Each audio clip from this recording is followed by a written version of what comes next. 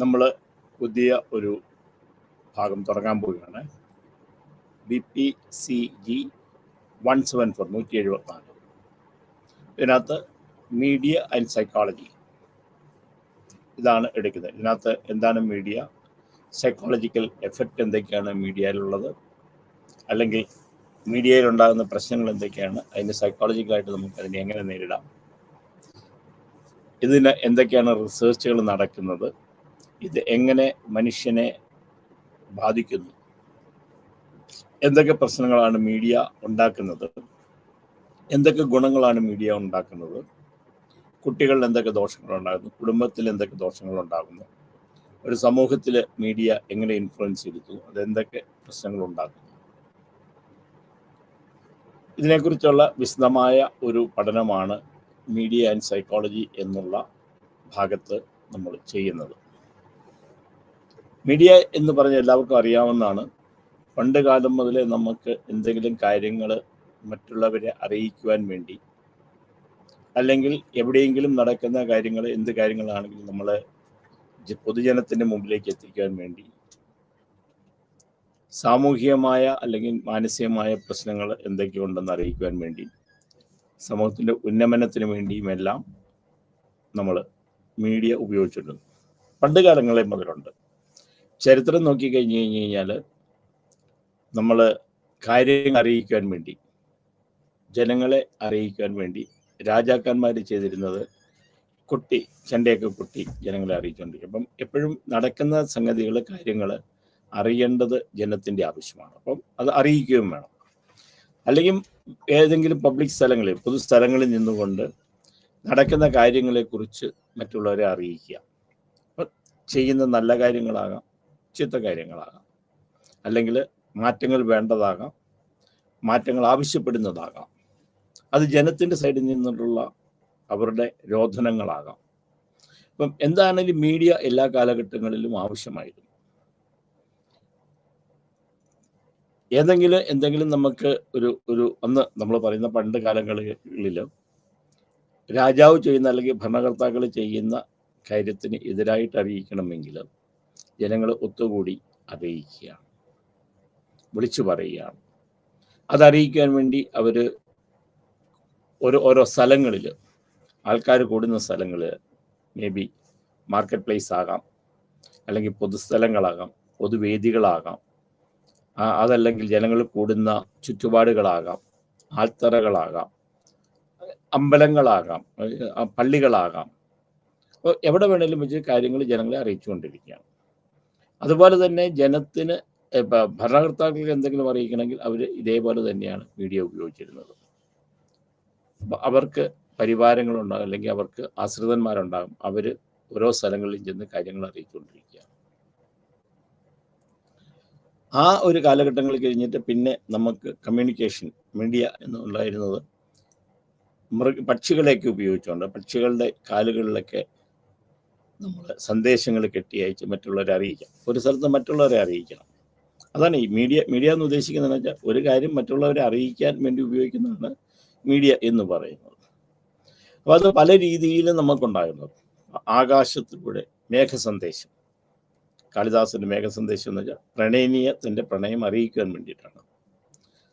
താമര ഇലകളിൽ നമുക്ക് സന്ദേശങ്ങൾ അയക്കാം. നമ്മൾ ഇന്ത്യൻ സംസ്കാരത്തെ വെച്ചിട്ടാണ് നമ്മൾ പറയുന്നത്. ഇന്ത്യ നമ്മൾ വായിച്ച കഥകളിൽ വെച്ചിട്ടാണ്. അതല്ലെങ്കിൽ മയൂര സന്ദേശം, മയൂരത്തിലെ ഒരു മയിലിനോട് കാര്യങ്ങൾ അറിയിക്കുക. അപ്പോൾ അറിയിക്കുന്ന സമയത്ത് എന്താ ചെയ്യുന്നത് വെച്ചാൽ, ആ കാര്യങ്ങൾ കുറേ വർണ്ണനകളുണ്ട്. ഓരോ സ്ഥലങ്ങളിൽ നടക്കുന്നതായ പരിഷ്കാരങ്ങൾ എന്തൊക്കെയാണ്, ആ വഴികൾ എന്തൊക്കെയാണ്, രാജ്യത്തിൻ്റെ വർണ്ണനകൾ എന്താണ്, അതെങ്ങനെ നമ്മൾ മനസ്സിലാക്കുക. അപ്പോൾ ജനങ്ങളെ അറിയിക്കുക എന്നുള്ളതാണ്. അപ്പോൾ മീഡിയ ഉപയോഗിച്ചിരുന്നത് അതിനകത്ത്. കാരണം ഒരു കാര്യം മറ്റുള്ളവരെ അറിയിക്കുക എന്നുള്ളതിനെ കുറിച്ചായിരുന്നു. അപ്പം ഇത് ഓരോരുത്തരുടെയും മാനസികമായ ശാരീരികമായ പ്രശ്നങ്ങളെ എങ്ങനെ ബാധിക്കുന്നു എന്ന് അന്ന് നമുക്ക് ചിന്തിച്ചിരുന്നില്ല. കാരണം എന്താണെന്ന് വെച്ച് കഴിഞ്ഞാൽ, അന്ന് മീഡിയയിൽ ഇത്രയും ആൾക്കാർ അഡിക്റ്റഡ് ആയിരുന്നില്ല. അപ്പോൾ അഡിക്റ്റഡ് അല്ലായിരുന്നു കൊണ്ട് അത് പ്രശ്നങ്ങളില്ല. ആ സംഗതി കഴിഞ്ഞു കഴിഞ്ഞാൽ അത് കഴിഞ്ഞു. അതിന് വളരെ വ്യക്തമായിട്ട് നമുക്ക് മനുഷ്യനെ എങ്ങനെ ബാധിക്കുന്നു എന്നുള്ളതിനെക്കുറിച്ച് മീഡിയ കാര്യങ്ങൾ അറിയിക്കുമ്പോഴെങ്ങനെ ബാധിക്കുന്നു എന്നുള്ളതിന് ഷേക്സ്പിയറിൻ്റെ പ്രശസ്തമായ ഇതിൽ നാടകത്തിൽ അതിനകത്ത് നല്ല സ്പീച്ചുണ്ട്. I came here to bury Caesar. Mark Antony speech എന്ന് പറഞ്ഞിട്ട് വളരെ എല്ലാവരും പറയുന്നതാണ്. മാർക്ക് ആന്റണി സ്പീച്ച് പറയുന്നത്. അപ്പോൾ അവിടെ നിൽക്കുന്ന ജനങ്ങളെ എങ്ങനെ ഇൻഫ്ലുവൻസ് ചെയ്യുന്നു, മീഡിയ എങ്ങനെ ഇൻഫ്ലുവൻസ്. ഇവിടെ മീഡിയ എന്ന് പറയുന്നത് ഒരു വ്യക്തി പറയുന്ന കാര്യങ്ങളാണ്. അപ്പോൾ ആ വ്യക്തി പറയുമ്പോൾ അവരുടെ നിൽക്കുന്ന ജനങ്ങളുടെ മാനസികമായ പ്രശ്നത്തെ അതെങ്ങനെ ബാധിക്കുന്നു എന്നുള്ളതാണ്. അന്ന് വരെ അവിടെ നിന്നിരുന്ന ജനങ്ങൾ ആ രാജാവിനെ കുറിച്ച് ധരിച്ചു വെച്ചിരുന്നത് സീസർ എന്ന് പറഞ്ഞ രാജാവ് എന്താണ്, I came here to bury Caesar not to praise him എന്ന് പറഞ്ഞിട്ടാണ് തുടങ്ങുന്നത് തന്നെ. ഞാനിവിടെ വന്നിരിക്കുന്നത് I came here to bury Caesar, സീസറിൻ്റെ ശവകടക്കിന് വേണ്ടിയിട്ട് ആണ് വന്നത്, ഫിണറിന് വേണ്ടിയിട്ടാണ് വന്നത്. സീസറിനെ മോശമായിട്ട് പറയാൻ വേണ്ടിയിട്ടല്ല. പക്ഷെ പറഞ്ഞു വരുന്നത് എന്തൊക്കെയാണ് അവിടെ ആ രാജാവ് ചെയ്തിരിക്കുന്നത് എന്ന് പറഞ്ഞിട്ട് അതിന് എഗൻസ്റ്റ് ആയിട്ട് ജനത്തെ തിരിച്ചുവിടുകയാണ്. അപ്പോൾ ഞാനിവിടെ വന്നിരിക്കുന്നത് I came to bury Caesar, സീസറിൻ്റെ ശവകടക്കിന് വേണ്ടി സീസറിനെ പ്രൈസ് ചെയ്യാനല്ല എന്ന് പറഞ്ഞിട്ട് സീസർ എന്തൊക്കെയാണ് ചെയ്തത് എന്നുള്ള നല്ല കാര്യങ്ങളെക്കുറിച്ച് അവിടെ പറയുകയാണ് ചെയ്തത്. ജനങ്ങളുടെ മാനസികമായ ഒരു മാറ്റം ഉണ്ടാകുന്നു. അവിടുത്തെ ഭരണകർത്താവിന് എതിരായിട്ട് ജനം തിരിയുന്നു. സീസറിന് ചെയ്ത നല്ല കാര്യങ്ങളെക്കുറിച്ച് ആൾക്കാർ മനസ്സിലാക്കുന്നു. ഇതാണ് ഒരു മീഡിയയുടെ ഇൻഫ്ലുവൻസ് എന്ന് പറയുന്നത്. ഒരു നാടകത്തിലൂടെ ആ പറയുന്ന അത് ആ രാജാവിൻ്റെ ചെയ്തികളെ കുറിച്ച് പറയുന്നു. മരിച്ചു കിടക്കുന്ന ആളെക്കുറിച്ച് അദ്ദേഹം പ്രൈസ് ചെയ്യുന്നു. പക്ഷേ അദ്ദേഹം പറഞ്ഞ നല്ല കാര്യങ്ങളെക്കുറിച്ചാണ് നമ്മൾ പറയുന്നത്. ജനത്തിൻ്റെ മനസ്സിൽ ഒരു വ്യത്യാസം വരുന്നത് അതാണ് മീഡിയയുടെ ഇത്. നമുക്ക് സ്വാതന്ത്ര്യ സമരത്തിലാണെങ്കിലും മീഡിയയെ കൂടിയാണ് ഓരോ കാര്യങ്ങൾ അറിയിച്ചുകൊണ്ടിരുന്നത്. അപ്പം ഒരാൾക്ക് ചെന്നിട്ട് എല്ലാവരെയും എല്ലാ കാര്യങ്ങളും അറിയിക്കാൻ പറ്റില്ലെങ്കിൽ മീഡിയയെ കൂടെ കാര്യങ്ങൾ അറിയിക്കാൻ പറ്റും. കാലം മാറുന്നതനുസരിച്ച് പണ്ട് നമ്മൾ അറിയിച്ചുകൊണ്ടിരുന്നത് ഇതുപോലെയുള്ള മീഡിയ കൂടിയായിരുന്നു. പിന്നെ നമ്മൾ പ്രിന്റ് മീഡിയ വന്നു. പത്രങ്ങളിലൂടെ കാര്യങ്ങൾ അറിയിക്കുക. അപ്പോൾ പത്രങ്ങൾ ഒരു കാര്യമുണ്ടെങ്കിൽ നമ്മളെല്ലാവരും കാത്തിരുന്നു. രാജ്യത്ത് നടക്കുന്ന സംഗതികൾ ക്രോഡീകരിച്ച്, ലോകത്ത് നടക്കുന്ന കാര്യങ്ങൾ ക്രോഡീകരിച്ച് എല്ലാം കൂടി ഒന്നാക്കി പത്രത്തിലൂടെ ജനത്തെ വിവരം അറിയിക്കുക. അന്ന് പ്രിന്റ് മീഡിയയായി. അപ്പോൾ പ്രിന്റ് മീഡിയ പല രീതിയിലായി, പല ആംഗിളിലൂടെ, പല വീക്ഷണ കോണിലൂടെ നമ്മൾ നോക്കുന്ന പ്രിന്റ് മീഡിയയായി. അപ്പോൾ എന്നാന്ന് വെച്ചാൽ ചിലർ അനുകൂലിച്ചെഴുതും, ചിലർ പ്രതികൂലിച്ചെഴുതും, എന്തൊക്കെയാണ് ചെയ്യുന്ന കാര്യങ്ങൾ എഴുതും. പക്ഷെ ജനങ്ങൾ അതിനടിക്കിടാക്കും. അന്ന് കാര്യങ്ങൾ സംസാരിച്ചുകൊണ്ടിരുന്നത് എല്ലാവർക്കും പത്രം വാങ്ങാൻ പറ്റാത്ത ഒരവസ്ഥയായിരുന്നെങ്കിൽ, എല്ലാവർക്കും കിട്ടാത്ത അവസ്ഥയായിരുന്നെങ്കിൽ ഏതെങ്കിലും ചായക്കടകളിലോ അല്ലെങ്കിൽ പൊതുസ്ഥലങ്ങളിലോ നിന്ന് ഈ പത്രം വായിച്ച് ആൾക്കാരെ കാര്യങ്ങൾ മനസ്സിലാക്കി കൊടുക്കുക. അപ്പോൾ കാര്യങ്ങൾ അപ്പോഴും മീഡിയ ഉണ്ട്, പ്രിന്റ് മീഡിയ വന്നു. പിന്നെ കുറച്ചും കൂടി അങ്ങോട്ട് മാറിക്കഴിഞ്ഞപ്പോഴത്തേക്ക് നമ്മൾ റേഡിയോ വന്നു. അപ്പോൾ റേഡിയോ വന്നു കഴിഞ്ഞപ്പോഴത്തേക്ക് കുറച്ചുകൂടെ കാര്യങ്ങൾ ജനങ്ങളിലേക്ക് എത്തിക്കാൻ പറ്റും. കാരണം ശ്രവണ സഹായിയാണ്, കേൾക്കുകയാണ്. മറ്റേ നമ്മൾ വായിക്കണം, അത് കുറച്ച് ബുദ്ധിമുട്ടുകളുണ്ട്. ഇലിറ്ററേറ്റ് ആയിട്ടുള്ള ആൾക്കാർക്ക് ഇത് വായിക്കാൻ പറ്റില്ല, ഇത് വിദ്യാഭ്യാസമില്ലാത്ത ആൾക്കാർക്ക് ഇത് വായിക്കാൻ പറ്റില്ല, കാര്യങ്ങൾ മനസ്സിലാക്കാൻ പറ്റില്ല. പിന്നെ അതിന് കൂടുതൽ സമയം ചെലവഴിക്കണം, വായിക്കാനുള്ള സമയം ചെലവഴിക്കണം. പിന്നെ പലരുടെയും ഭാഷകൾ ചിലപ്പോൾ മനസ്സിലാക്കാനായിട്ടുണ്ട്. മീഡിയ പലത്, ഇപ്പം നമ്മൾ ഇപ്പം മലയാളത്തിലാകാം, ഹിന്ദിയിലാകാം, ഇംഗ്ലീഷിലാകാം, കന്നഡ. അപ്പോൾ അത് പ്രാദേശികമായ അതിൻ്റെ അത് കുറേ പ്രശ്നങ്ങളുണ്ടായിരുന്നു. പക്ഷെ റേഡിയോ വന്നു കഴിഞ്ഞപ്പോൾ കുറച്ചുകൂടെ വ്യത്യാസമായി, ഇത് ജനങ്ങളിലേക്ക് കുറച്ചുകൂടെ ഇറങ്ങിച്ചെന്നു. കാരണം എല്ലാവർക്കും കേൾക്കാൻ പറ്റുന്ന അവസ്ഥയായി. കുറച്ചുകൂടെ പൊതുജനങ്ങളിലേക്ക് ഇറങ്ങാൻ റേഡിയോയ്ക്ക് സാധിച്ചു. അപ്പോൾ എല്ലാ സ്ഥലങ്ങളിലും എത്താൻ പറ്റി. ഒരിടത്ത് നിന്ന് അത് പ്രക്ഷേപണം ചെയ്ത് കഴിഞ്ഞാൽ രാജ്യത്തിൻ്റെ എല്ലാ സ്ഥലങ്ങളിലും എത്താൻ പറ്റി.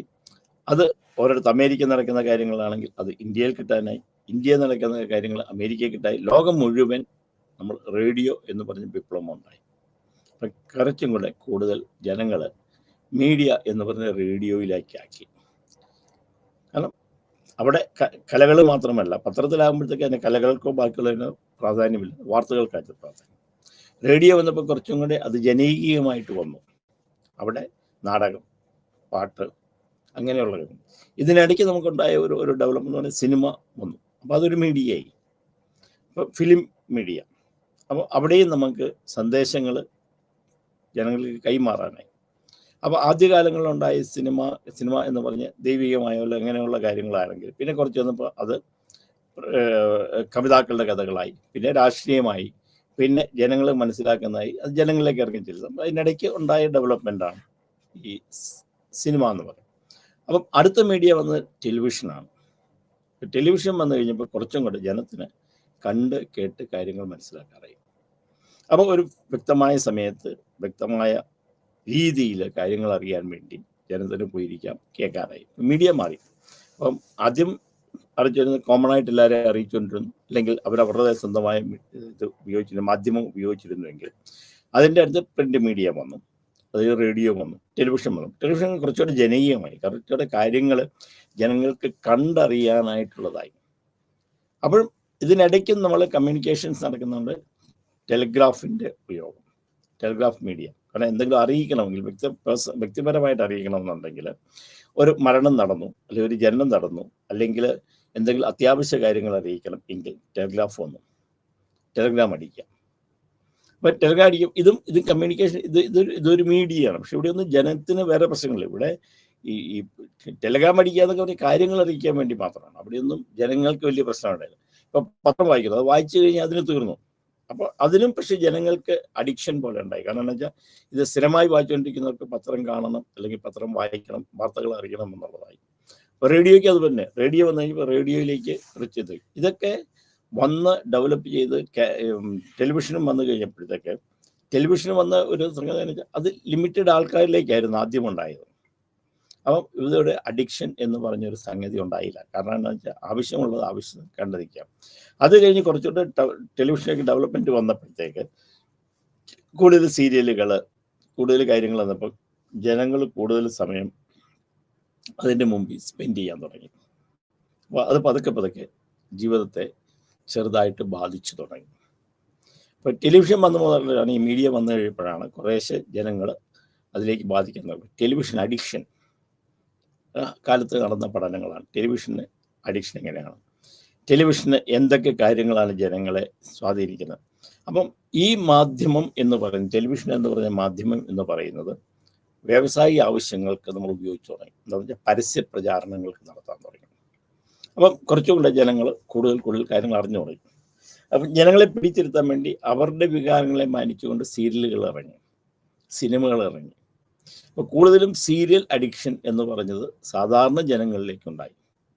അതിന് ആദ്യം നമ്മൾ പറയുകയാണെങ്കിൽ, ഇന്ത്യയെ സംബന്ധിച്ച് പറയുകയാണെങ്കിൽ രാമായണം, മഹാഭാരതമൊക്കെ കഥകളാണ്. രാമായണമാണ് പക്ഷേ ഏറ്റവും കൂടുതൽ ജനങ്ങളെ സ്വാധീനിക്കുകയും അതിന് കൂടുതൽ സമയം ജനങ്ങൾ കാണുകയും അതിൻ്റെ ടി വിയിൽ ഇരിക്കുവാനും തുടങ്ങിയ ഒരു കാലഘട്ടം പക്ഷേ രാമായണം ഇറങ്ങിയത് കൊണ്ടായിരിക്കാം. അന്നേരത്തേക്ക് ടി വിക്ക് വളരെ പ്രചാരം കിട്ടി. കൂടാതെ എല്ലാ സ്ഥലങ്ങളിലേക്കും ഇത് എത്തിത്തുടങ്ങി. കാരണം അന്ന് ആദ്യമൊക്കെ ലിമിറ്റഡ് ആയിരുന്നു, അധികം ഒരു ലിമിറ്റഡ് ഏരിയയിൽ മാത്രമേ ഇത് എത്തുന്നുണ്ടായിരുന്നുള്ളൂ. ഇത് കഴിഞ്ഞപ്പോഴത്തേക്ക് ഏരിയ കൂടി സാധാരണ ജനങ്ങളിലേക്ക് എത്താൻ തുടങ്ങി. ഇപ്പം ടി വി എന്ന് പറയുന്നത് സാധാരണ ജനങ്ങളിലേക്ക് എത്താൻ തുടങ്ങി. എല്ലാവരുടെയും വീടുകളിൽ അത് എത്താൻ തുടങ്ങി, എല്ലാ കവലകളിലും അത് എത്താൻ തുടങ്ങി. കൂടുതൽ ആൾക്കാർ അതിൽ പതുക്കെ അഡിക്ഷൻ തുടങ്ങി. അപ്പോൾ ഇതൊരു സാമൂഹ്യ മാറ്റം ഉണ്ടാക്കിയതാണ്. സാമൂഹ്യ മാനസികമായ മാറ്റം ഉണ്ടാക്കിയ കാലഘട്ടങ്ങളെ കുറിച്ചാണ് പറയുന്നത്. ഡെവലപ്മെൻറ്റ്, മീഡിയയുടെ ഡെവലപ്മെൻറ്റാണ് പറയുന്നത്. നമ്മൾ ഈ ഒരു ആംഗിളിലൂടെ വേണം നമ്മൾ ഇതിൻ്റെ കാര്യങ്ങൾ മനസ്സിലാക്കാൻ വേണ്ടി, ഇത് എന്താണെന്നുള്ള അറിയാൻ വേണ്ടി. അതുകൊണ്ടാണ് മീഡിയയുടെ കാര്യങ്ങൾ ഇത്രയും പറയുന്നത്. അപ്പോൾ പതുക്കെ റിസർച്ചുകൾ തുടങ്ങി, എങ്ങനെ ജനങ്ങളെ ഇത് ബാധിക്കുന്നു. രണ്ട് രീതിയിലാണ് റിസർച്ച് നടത്തിയത്. ഒന്ന്, എങ്ങനെ ജനങ്ങളിലേക്ക് സാധനം എത്തിക്കാൻ പറ്റും. നമ്മൾ പറയുന്ന കാര്യങ്ങൾ, നമ്മൾ ചെയ്യുന്ന കാര്യങ്ങൾ എങ്ങനെ ജനങ്ങളിലേക്ക് എത്തിക്കാൻ പറ്റും. അത് വ്യാവസായികമായിട്ടുള്ളത്. മാനസികമായിട്ടുള്ള പഠിച്ച് ഇത് എങ്ങനെ സമൂഹത്തെ ബാധിക്കുന്നു, എങ്ങനെ പോസിറ്റീവ് നെഗറ്റീവായിട്ട് നമ്മൾ ബാധിക്കുന്നു. അപ്പോൾ ഇതേക്കുറിച്ച് രണ്ട് രീതിയിൽ. അപ്പോൾ സൈക്കോളജിക്കൽ ആസ്പെക്ട്സ് ആയി, ബിസിനസ്സിൻ്റെ സൈക്കോളജിക്കൽ ആസ്പെക്ട്സ്, ഒന്ന് വ്യക്തിപരമായി ഇത് ബാധിക്കുന്ന സൈക്കോളജിക്കൽ ആസ്പെക്ട്സ്. അപ്പോൾ രണ്ട് രീതിയിൽ ഇതിനെ കാണാൻ തുടങ്ങി. കാരണം ഇത് വന്നപ്പോഴാണ് കൂടുതലും നമ്മൾ വരുന്നത് ടി വി വന്ന സമയത്താണ് ഇത് തുടങ്ങിയത്. അപ്പോൾ ടി വിക്ക് അഡിക്ഷൻ വരുന്നു. കൂടുതൽ സമയം വീട്ടിൽ ടി വിയുടെ മുമ്പിൽ സ്ത്രീജനങ്ങൾ. കാരണം എന്തുകൊണ്ടാണ് സ്ത്രീ എന്ന് പ്രത്യേകം പറയാനുള്ള കാരണം എന്താണെന്ന് വെച്ച് കഴിഞ്ഞാൽ, അന്ന് അവർക്കുണ്ടായ ഒരു എൻ്റർടൈൻമെൻറ്റാണ്. ആണുങ്ങൾ സാധാരണഗതി പണ്ടുകാലങ്ങളിൽ ആണുങ്ങൾ കൂടുതൽ പുറത്തു പോവുക, ജോലി ചെയ്യുക, പണമുണ്ടാക്കുക, സോഷ്യലൈസേഷൻ ഉണ്ടാക്കുക. സ്ത്രീകളെ സംബന്ധിച്ചിടത്തോളം അങ്ങനെ ഒരു അവസ്ഥ പ്രത്യേകിച്ച് ഇന്ത്യയെ സംബന്ധിച്ചിടത്തോളം ഇല്ലായിരുന്നു. അപ്പം അങ്ങനെ വന്നാൽ കൂടുതൽ ഇങ്ങനെയുള്ള സമയങ്ങളിലേക്ക് സ്ത്രീകൾ കൂടുതൽ സമയം സ്പെൻഡ് ചെയ്യാൻ തുടങ്ങി. അപ്പോൾ അത് എങ്ങനെ ഈ TV അഡിക്ഷൻ എങ്ങനെ കുടുംബജീവിതത്തെ ബാധിക്കുന്നു? അപ്പം അതേ സമയം തന്നെ ഇത് കുട്ടികളെ എങ്ങനെ ബാധിക്കുന്നു? കൂടുതൽ കുട്ടികളെ എങ്ങനെ ബാധിക്കുന്നു? എന്തുകൊണ്ട്? ഒന്ന്, അമ്മയുടെ ശ്രദ്ധ കുട്ടികളിൽ നിന്നും മാറുന്നു. രണ്ടാമത്തെ കാര്യം, കുട്ടികളുടെ പഠിക്കാനുള്ള സമയത്ത് അമ്മ കൂടുതൽ ഹെൽപ്പ് ചെയ്യാൻ പറ്റുന്നില്ല. കുട്ടികൾ കൂടുതൽ TV അഡിക്ഷനായി വരുന്നു. അപ്പം കൂടുതൽ കുട്ടികളെ ആകർഷിക്കത്തക്കൊണ്ട് പ്രോഗ്രാം TV യിൽ വന്നു തുടങ്ങി. വ്യാവസായികമായിട്ടുള്ള ആവശ്യങ്ങൾ വന്നത് എന്താണെന്ന് വെച്ചാൽ, എങ്ങനെ മീഡിയയിലൂടെ നമ്മളെ ജനത്തിൻ്റെ ആവശ്യങ്ങളെ നമ്മൾ അറിഞ്ഞ് നമ്മൾ കച്ചവടം ചെയ്യുക. അതായത് ഓരോ കാര്യത്തിനും പരസ്യം ചെയ്യുക. ആ പരസ്യത്തിൻ്റെ അനുസരിച്ച് നമ്മൾ സാധനങ്ങൾ വാങ്ങിക്കൂട്ടുക. അപ്പോൾ അത് ബിസിനസ് കൂടുന്നതനുസരിച്ച് എങ്ങനെ സമൂഹത്തെ ബാധിക്കുന്നു, എങ്ങനെ വ്യക്തികളെ ബാധിക്കുന്നു, എങ്ങനെ കുടുംബത്തെ ബാധിക്കുന്നു. അപ്പോൾ സൈക്കോളജിക്കലായിട്ട് ഇത് പഠനം തുടങ്ങി, അവിടെ തുടങ്ങി. അത് കഴിഞ്ഞുണ്ടായ ഒരു മാറ്റം എന്ന് പറഞ്ഞാൽ കമ്പ്യൂട്ടർ വന്നപ്പോഴാണ്. കമ്പ്യൂട്ടർ വന്നപ്പോൾ കുറച്ചും കൂടെ ഇൻ്റർനെറ്റ് ഡെവലപ്മെൻറ്റ് വരും. കമ്പ്യൂട്ടർ വരുന്നു. കമ്പ്യൂട്ടർ ആദ്യം കുറച്ചും കൂടെ നമുക്ക് കാര്യങ്ങൾ മെസ്സേജുകൾ ട്രാൻസ്ഫർ ചെയ്യാൻ വരുന്നു. ഇൻ്റർനെറ്റിൻ്റെ ഡെവലപ്മെൻറ്റ് ആയപ്പോഴത്തേക്ക് ലോകത്ത് ആകമാനം മീഡിയ ഇൻഫ്ലുവൻസ് ചെയ്തു തുടങ്ങി. നിമിഷ നേരം കൊണ്ട് നമുക്ക് കമ്മ്യൂണിക്കേറ്റ് ചെയ്യാം. നിമിഷ നേരം കൊണ്ട് അവിടെ നടക്കുന്ന കാര്യങ്ങൾ നമുക്കറിയാം. ലോകത്ത് എവിടെയുള്ള കാര്യങ്ങളും നമുക്ക് അങ്ങോട്ടും ഇങ്ങോട്ടും അറിയിക്കാനായിട്ട് പറ്റി. അപ്പം പഴയ മാധ്യമങ്ങൾ കുറച്ച് പിന്നോട്ട് വലിഞ്ഞു. ഇൻ്റർനെറ്റിലൂടെ വന്നപ്പം TV വന്നപ്പോൾ അത്ര നമ്മൾ പ്രിൻ്റ് മീഡിയയിലേക്ക് സ്വാധീനം കുഴപ്പമുണ്ടാക്കിയില്ലെങ്കിലും ഇത് വന്നു കഴിഞ്ഞപ്പോഴത്തേക്ക് കമ്പ്യൂട്ടർ വന്നു കഴിഞ്ഞപ്പോൾ കമ്പ്യൂട്ടർ ഇൻ്റർനെറ്റിന് ഡെവലപ്മെൻറ്റ് ചെയ്ത് കഴിഞ്ഞപ്പോൾ അത് കൂടുതലും ജനങ്ങൾ ഇൻ്റർനെറ്റിനെ ആശ്രയിക്കാൻ തുടങ്ങി. അപ്പം ഇതൊരു വ്യത്യസ്തമാണ്. ഇപ്പം കമ്മ്യൂണിക്കേഷൻ്റെ കാര്യങ്ങൾ ഡെവലപ്പ് ചെയ്തു. കൂടുതൽ സമയം ജനങ്ങൾ സൈക്കോളജിക്കലായിട്ടുള്ള പ്രശ്നം ഇതിൻ്റെ മുമ്പിൽ ചെലവഴിക്കാൻ വന്നു. ആരോഗ്യമായ പ്രശ്നങ്ങൾ, മാനസികമായ പ്രശ്നങ്ങൾ എന്താണ് എന്ന് സൈക്കോളജിക്കൽ കൂടുതൽ പഠിക്കേണ്ടതായിട്ട് വരുന്നു. അപ്പോൾ അവിടെയാണ് നമ്മൾ സൈക്കോളജി കൂടുതൽ മീഡിയയിലേക്ക് വന്നത്. അത് കഴിഞ്ഞ് വന്ന ഒരു ചേഞ്ച് എന്ന് പറയുന്നത് മൊബൈൽ ഫോണാണ്. മൊബൈൽ ഫോൺ, ഇൻ്റർനെറ്റ്, ആദ്യം മൊബൈൽ ഫോൺ വിളിക്കാൻ മാത്രമായിരുന്നു. ആൾക്കാരെ അങ്ങോട്ടും വിളിച്ച് കമ്മ്യൂണിക്കേഷനായിരുന്നു. ടെലിഫോണിൻ്റെ, ലാൻഡ് ലൈനിൻ്റെ അന്നുണ്ടായിരുന്ന ആ പ്രചാരം കുറഞ്ഞിട്ട് എല്ലാവരും മൊബൈൽ ഫോണിലേക്ക് വന്നു. മൊബൈൽ ഫോണിൻ്റെ ആദ്യം വന്നതെന്ന് വെച്ചാൽ ഇത് കൊണ്ട് നടക്കാം. അതായത് ഏറ്റവും വലിയ ഇതിനകത്തുള്ള ഗുണം. കൊണ്ട് നടന്ന് എവിടെയും നിന്ന് ആൾക്കും എപ്പോഴും കമ്മ്യൂണിക്കേറ്റ് ചെയ്യാം. പിന്നെ വളരെ പെട്ടെന്ന് നമ്മൾ ഇത് കമ്മ്യൂണിക്കേറ്റ്, ഇത് വയറ് കാര്യങ്ങളൊന്നും ഇല്ലാത്തത് കൊണ്ട് പെട്ടെന്ന് വരും. അപ്പം തുടക്കത്തിൽ ഇത് അധികം ഉപയോഗിച്ചിരുന്നില്ല. കാരണം അതിൻ്റെ സാമ്പത്തികമായ പ്രശ്നങ്ങൾ മാത്രമായിരുന്നു. കാരണം ഒന്ന്, വിളിക്കുന്നതിന് ടെലിഫോണിന് ലാൻഡ് ലൈനിനെക്കാട്ടും കൂടുതൽ പൈസ വരിക, സെക്കൻഡുകൾക്ക് നമ്മൾ പൈസ വരിക. അത് കഴിഞ്ഞപ്പം വീണ്ടും ഇവർ ബിസിനസ് സാമ്രാജ്യങ്ങൾ ഇൻ്റർനെറ്റിൻ്റെ പൈസ കുറച്ച് മൊബൈൽ ഫോൺ കൂടുതൽ വിപണിയിൽ ഇറക്കാൻ തുടങ്ങി. അതോടുകൂടി വാട്സാപ്പ് വന്നു, ട്വിറ്റർ വന്നു, മീഡിയ വളരെ കൂടി, ആൾക്കാർ ഇതിന് അഡിക്ഷനായി. കൂടുതൽ സമയം ജനങ്ങൾ മൊബൈൽ ഫോണിലായി, മീഡിയ അഡിക്ഷൻ ഉണ്ടായി. ആ മീഡിയ അഡിക്ഷൻ ഉണ്ടായപ്പോൾ ഇതിനെ കൂടുതൽ ചിന്തിക്കേണ്ടതായിട്ട് വന്നു. കാരണം കുട്ടികൾ കൂടുതൽ സമയം ഇതുപോലുള്ള മീഡിയയിൽ സമയം ചെലവഴിക്കുന്നു. അവർക്കുണ്ടാകുന്ന മാനസികമായ പ്രശ്നങ്ങൾ, ഒരു കുടുംബത്തിലുള്ള ഇൻ്റർപേഴ്സണൽ റിലേഷൻഷിപ്പിൽ ഉണ്ടായ മാറ്റങ്ങൾ, പരസ്പരം അങ്ങോട്ടും ഇങ്ങോട്ടുള്ള ബന്ധങ്ങൾ, മാതാപിതാക്കൾ തമ്മിലുള്ള ബന്ധങ്ങളുടെ പ്രശ്നം. കാരണം കൂടുതൽ ആൾക്കാർ ഇടപെടാൻ തുടങ്ങി, കൂടുതൽ ബന്ധങ്ങൾ സ്ഥാപിക്കാൻ തുടങ്ങി. ഇതിൻ്റെ പ്രൈവസി എന്ന് പറയുന്നത് വലിയൊരു കാര്യമായി. മക്കൾക്ക് അമ്മയിൽ നിന്ന് അച്ഛനിൽ നിന്ന് കാര്യങ്ങൾക്ക് മറച്ചു വെക്കാറായി, ഭാര്യയ്ക്ക് ഭർത്താവിൽ നിന്ന് മറച്ചു വെക്കാറായി, ഭർത്താവിന് ഭാര്യയിൽ നിന്ന് മറച്ചു വെക്കാനും. അങ്ങനെ വന്ന് ഓരോരുത്തരും ഈ ഇതിലേക്ക് അഡിക്റ്റഡായി തുടങ്ങി. കൂടുതൽ സമയം ജീവിതത്തിൻ്റെ 24 മണിക്കൂറിൽ 10-12 മണിക്കൂറിൽ കൂടുതൽ മീഡിയയിലേക്ക് അഡിക്ഷനായി തുടങ്ങി, സമയം ചെലവഴിച്ചു തുടങ്ങി. അപ്പം ആരോഗ്യപരമായ പ്രശ്നങ്ങൾ, മാനസികപരമായ പ്രശ്നങ്ങൾ, വ്യക്തിപരമായിട്ടുള്ള പ്രശ്നങ്ങൾ, വ്യക്തിബന്ധങ്ങളുടെ പ്രശ്നങ്ങൾ, കുറിച്ച് ഉള്ള പഠനമായി. അപ്പോൾ വായനാശീലം എന്ന് പറയുന്നത് നമ്മൾ ലൈബ്രറിയിലേക്ക് പോയി നിന്നുകൊണ്ട് ഇതിനകത്ത് വായിക്കുന്ന സ്വഭാവം ഇതിനെത്തായി. അപ്പോൾ പ്രിന്റ് വീണ്ടും പ്രശ്നമായി. നമുക്ക് പുസ്തകങ്ങൾ വായിക്കുന്ന സ്വഭാവത്തിൽ നിന്ന് നേരെ നമ്മൾ ഫേസ്ബുക്കിൽ നിന്നോ അല്ലെങ്കിൽ ഗൂഗിളിൽ നിന്നോ വല്ലതും എടുത്ത് വായിക്കുന്ന ഒരു സന്ദർഭം ഉണ്ടായി. അപ്പോൾ അറിവുകൾ കൂടുന്നതനുസരിച്ച് തെറ്റായ കുറേ ധാരണകൾ നമുക്കുണ്ടാകുക. അപ്പം നമ്മൾ ബാക്കിയുള്ള കാര്യങ്ങൾ നമ്മൾ ആശ്രയിക്കാതെ വരിക, കൂടുതൽ സമയം ചെയ്യുന്നവരുടെ ഹെൽത്തിന് പ്രശ്നം ഉണ്ടാകുക. അപ്പോൾ പിള്ളേർ പഠിക്കാനുള്ള സമയം കൂടുതൽ ഇവിടെ ചെലവഴിക്കുന്നു. അങ്ങനെ വന്നു കഴിഞ്ഞപ്പോൾ ഇവർക്ക് ഉണ്ടാകുന്ന മാനസികമായ ശാരീരികമായ പ്രശ്നങ്ങളെക്കുറിച്ച് നമ്മൾ പഠിക്കേണ്ടതായിട്ട് വന്നു. അപ്പം ഇന്ന് നമ്മൾ വന്ന് നിൽക്കുന്ന ഈ സമയം എന്ന് പറയുന്നത് 2024 വരുമ്പോൾ നമ്മൾ നേരിടുന്ന പ്രശ്നങ്ങൾ മീഡിയ എന്ന് പറയുന്ന പത്രവും ടി വിയും അല്ല, മൊബൈൽ ഫോൺ കൊണ്ട് ഇന്ന് ഉണ്ടാകുന്ന ദോഷങ്ങൾ, ഇന്ന് നമ്മൾ നേരിടുന്ന പ്രശ്നങ്ങൾ, മാനസികമായ ശാരീരികമായ പ്രശ്നങ്ങൾ, കുട്ടികളുടെ ഈറ്റിങ്ങിനുള്ള പ്രശ്നങ്ങൾ, ഉറക്കത്തിലുള്ള പ്രശ്നങ്ങൾ, പഠനത്തിലുള്ള പ്രശ്നങ്ങൾ, അവർക്കുണ്ടാകുന്ന മാനസികമായ ഡിപ്രഷൻ, ആങ്സൈറ്റി, സൂയിസൈഡ് ടെൻഡൻസി, ഇങ്ങനെയുള്ള ഒരു ഇത്. അപ്പം പഠനത്തിൽ നിന്ന് കുട്ടികൾ മാറി ഇതിലേക്ക് മാറുന്നു. മറ്റ് നോട്ടെല്ലാം കൊടുത്ത് ടീച്ചേഴ്സ് പഠിപ്പിച്ച ക്ലാസ് ശ്രദ്ധിക്കാതെ വന്നിരിക്കുന്നു. അങ്ങനെയൊക്കെ വന്നു കഴിഞ്ഞു. ഇതിൻ്റെ ഇടയ്ക്ക് ഉണ്ടായ ഒരു പ്രശ്നം 2020 കോവിഡ് എന്ന് പറയുന്നത് ഈ മീഡിയയെ കൂടുതൽ വ്യാവസായീകരിക്കപ്പെടുകയും അല്ലെങ്കിൽ കൂടുതൽ ജനങ്ങൾക്ക് എത്തിക്കുകയും ജനങ്ങൾ തമ്മിലുള്ള വ്യക്തിബന്ധങ്ങൾക്ക് ഹാനി ഉണ്ടാക്കുകയും ചെയ്യും. കാരണം കോവിഡ് വന്നു കഴിഞ്ഞപ്പോൾ പരസ്പരം നമുക്ക് ബന്ധപ്പെടാനായിട്ടുള്ള, അതായത് പരസ്പരം 1-to-1 കോണ്ടാക്ട്സ് ഇല്ലാതെ വന്ന സമയത്ത് ആദ്യം നമ്മൾ ഉപയോഗിച്ചത് ഈ മീഡിയയാണ്, മൊബൈൽ ഫോണിനെയാണ്. അപ്പം ഒറ്റയ്ക്ക് ഇരിക്കുന്ന സമയത്ത് കൂടുതൽ കാര്യങ്ങൾ ബന്ധപ്പെടാനും അങ്ങോട്ടും കാര്യങ്ങൾ അറിയിക്കുവാൻ വേണ്ടി നമ്മൾ ഉപയോഗിച്ച മൊബൈൽ ഫോണാണ്. വിദ്യാഭ്യാസ മേഖലയിലുണ്ടായ മാറ്റം എന്ന് പറഞ്ഞു കഴിഞ്ഞാൽ നമ്മൾ സ്കൂളിൽ പോയി പഠിച്ചത് ഓൺലൈൻ പഠനത്തിലേക്ക് വന്നു. കൂടുതൽ കുട്ടികൾ മൊബൈൽ ഫോണിലേക്ക് അഡിക്ഷൻ ആകാൻ തുടങ്ങി.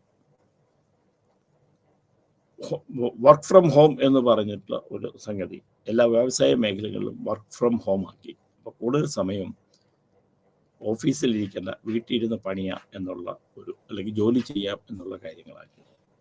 അപ്പം ഇത് കൂടുതൽ ജീവിതത്തെ സങ്കീർണമാക്കി, കൂടുതൽ പ്രശ്നത്തിലേക്ക് നമ്മൾ ചാടി വീണു, അല്ലെങ്കിൽ കൂടുതൽ പ്രശ്നങ്ങൾ നമ്മൾ ജീവിതത്തിൽ നമ്മൾ നേടുന്നു. അപ്പം ഇതൊക്കെ വന്നപ്പോഴാണ് ഈ മീഡിയയെക്കുറിച്ച് നമ്മൾ പഠിക്കണം, അല്ലെങ്കിൽ അതിൻ്റെ സൈക്കോളജിക്കൽ ആസ്പെക്ട്സ് മനസ്സിലാക്കണം എന്ന് തീരുമാനിച്ചു. അതാണ് ഇന്ന് ഈ ഒരു മേഖലയ്ക്കുള്ള പ്രാധാന്യം. ഇതിനെക്കുറിച്ച് ധാരാളം റിസർച്ചുകൾ ഇപ്പോൾ തുടങ്ങിയിട്ടുണ്ട്. ഇതിലെ ഏറ്റവും വലിയ ബുദ്ധിമുട്ട് നമ്മൾ ഇത് പഠിക്കുമെന്ന് വെച്ചാൽ, ഇതിന് പണ്ട് കാലങ്ങളിൽ ഇതിനെക്കുറിച്ചൊരു പഠനം അതിങ്ങനെ നടത്തിയിരുന്നില്ല. ഇതിൻ്റെ ഗുണഗണങ്ങൾ മാത്രമായിരുന്നു നമ്മൾ ചിന്തിച്ചിരുന്നത്. അല്ലെങ്കിൽ എങ്ങനെ മീഡിയ എത്ര പെട്ടെന്ന് നമുക്ക് കാര്യങ്ങൾ മറ്റുള്ളവരെ അറിയിക്കാം, എത്ര പെട്ടെന്ന് നമുക്ക് ലോകത്ത് നടക്കുന്ന എല്ലാ കാര്യങ്ങളും നമുക്ക് അറിയാൻ പറ്റും. വിദ്യാഭ്യാസ രീതിയാൽ മേഖലയാണെങ്കിലും നമുക്ക് കാര്യങ്ങളെ പെട്ടെന്ന് അറിയാൻ പറ്റും. കമ്മ്യൂണിക്കേഷൻ വളരെ എളുപ്പമായി.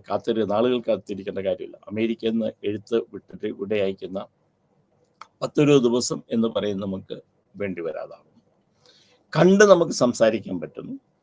ഇത് വാട്സപ്പ് കണ്ടു കഴിക്കാം, ഇമോ നമുക്ക് കണ്ട് സംസാരിക്കാം.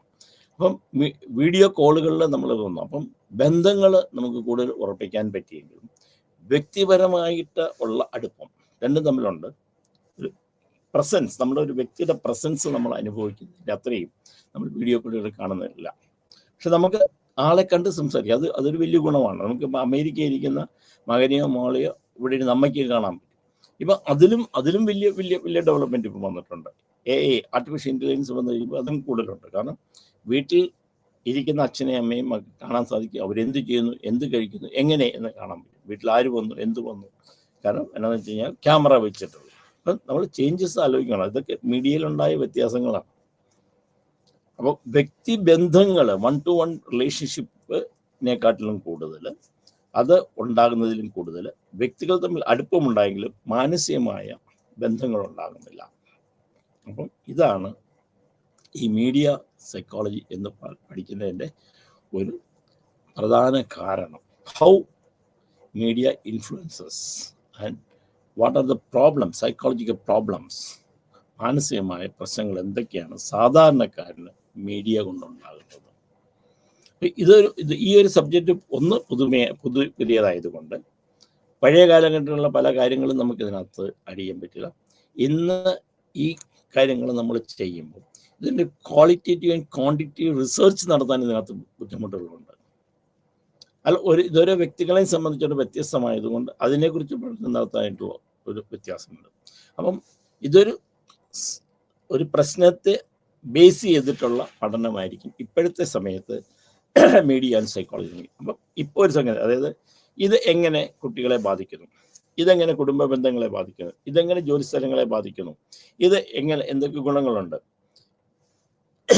ഇത് വ്യക്തി പേഴ്സണാലിറ്റി ടു പേഴ്സണാലിറ്റി ഇത് ചേഞ്ച് ചെയ്തു. കോമൺ ആയിട്ട് പലതും പറയാൻ പറ്റാത്തത് കൊണ്ട് ഇതിനെ പഠനം നടത്തുമ്പോൾ ഇതിന് കുറേ ബുദ്ധിമുട്ടുകൾ നമ്മൾ നേരിടേണ്ടതായിട്ട് വരും. റിസർച്ചിന് ഒരു quantitative and qualitative research purpose അല്ലെങ്കിൽ റിസർച്ച് മെത്തഡോളജി അല്ലെങ്കിൽ റിസർച്ച് ചെയ്യുക എന്നുള്ളത് ബുദ്ധിമുട്ടുണ്ട്.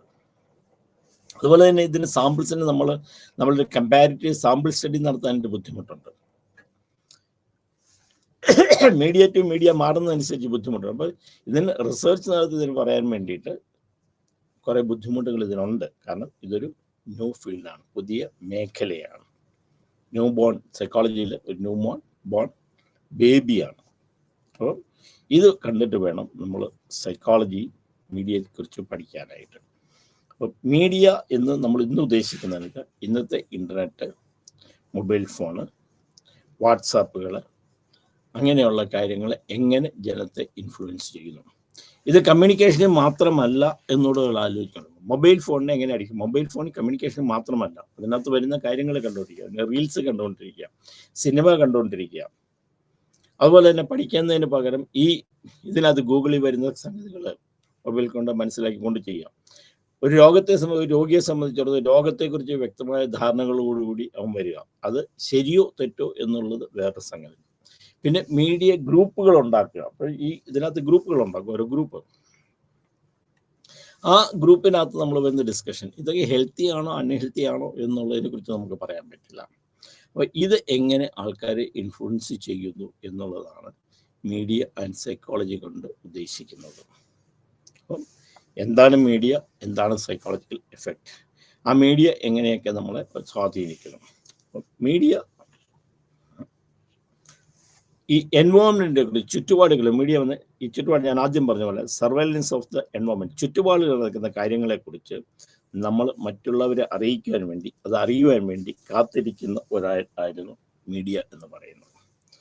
അപ്പോൾ ചുറ്റുപാട് നടക്കുന്ന കാര്യങ്ങൾ അറിയുക, മറ്റുള്ളവരെ അറിയിക്കുക.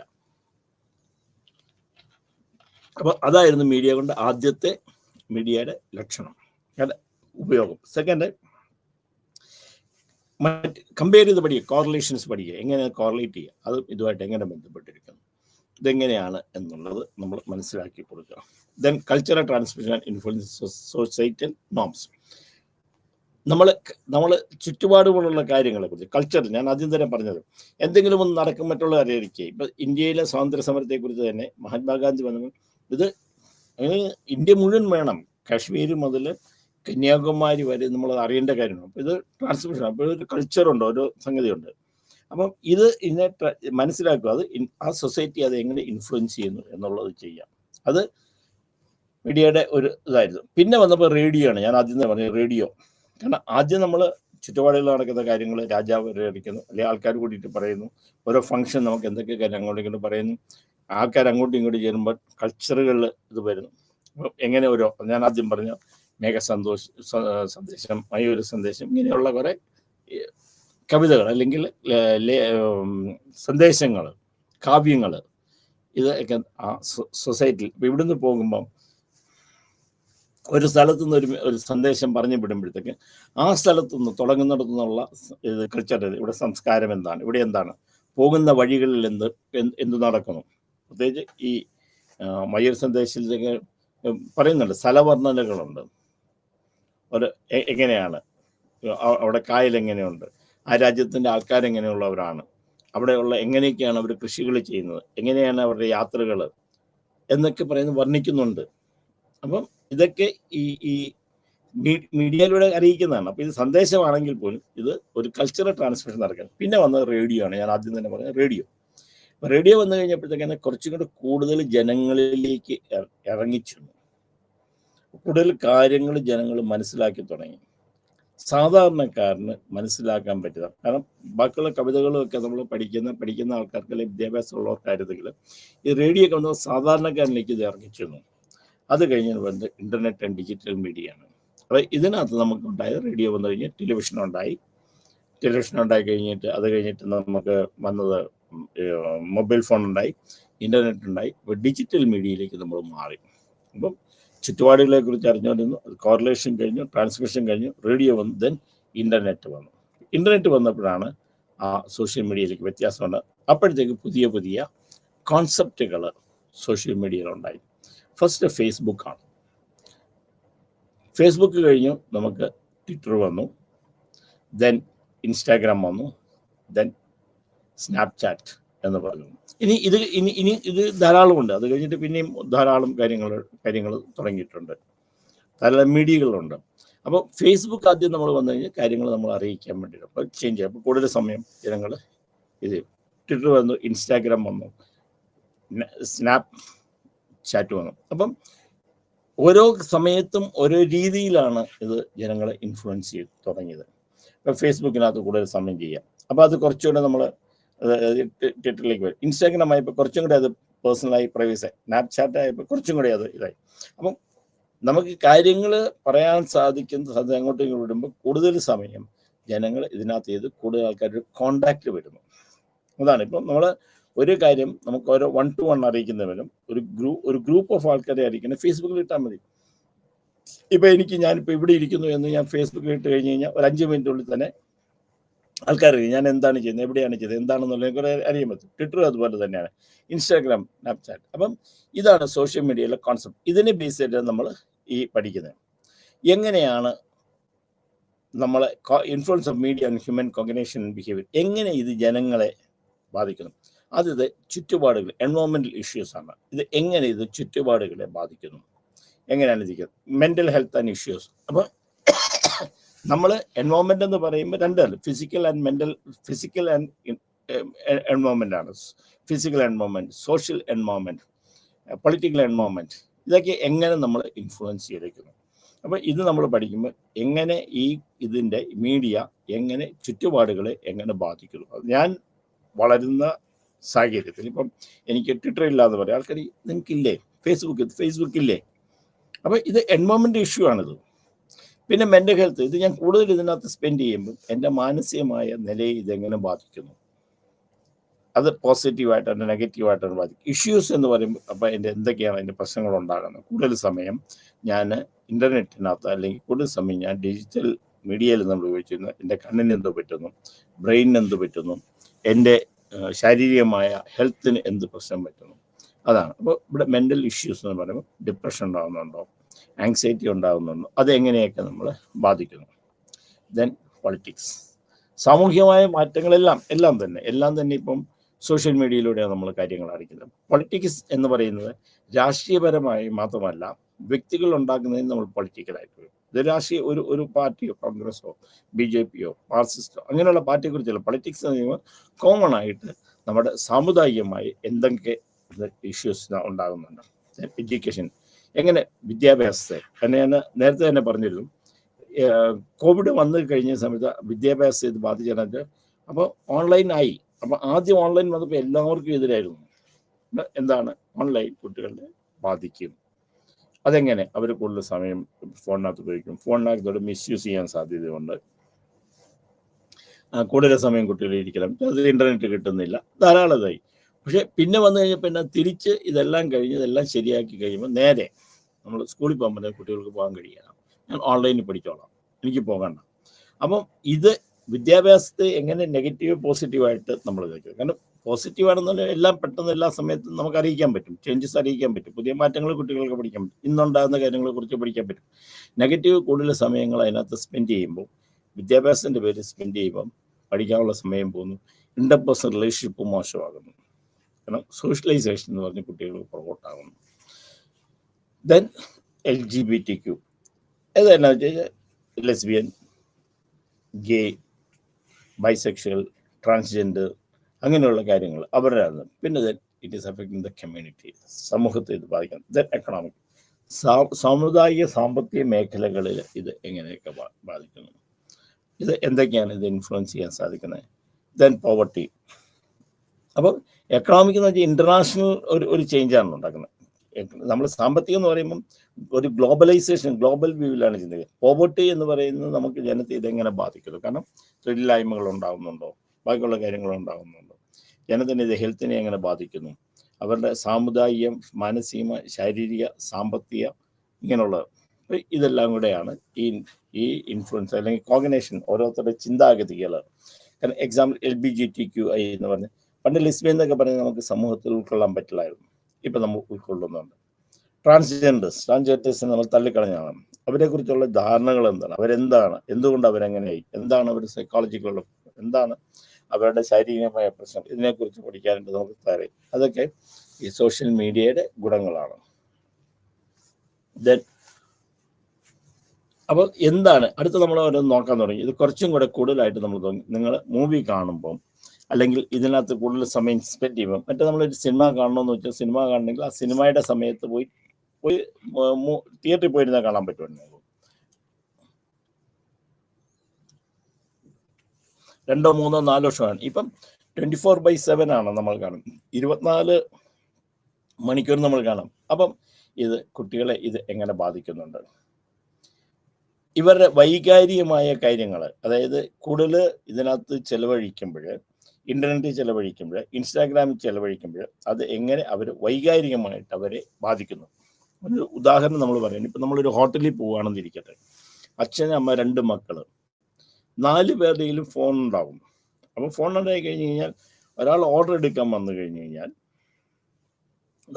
അത് നോക്കുന്നില്ല.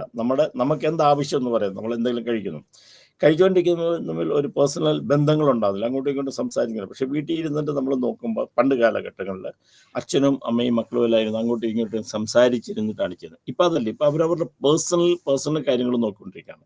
കഴിക്കാൻ വരുന്നത് ആഹാരത്തിലല്ല ശ്രദ്ധിക്കുന്നത്, മൊബൈലിലാണ് ശ്രദ്ധിക്കുന്നത്. അപ്പം അവർ വൈകാരികമായ ബന്ധങ്ങളെ ബാധിക്കുന്നു.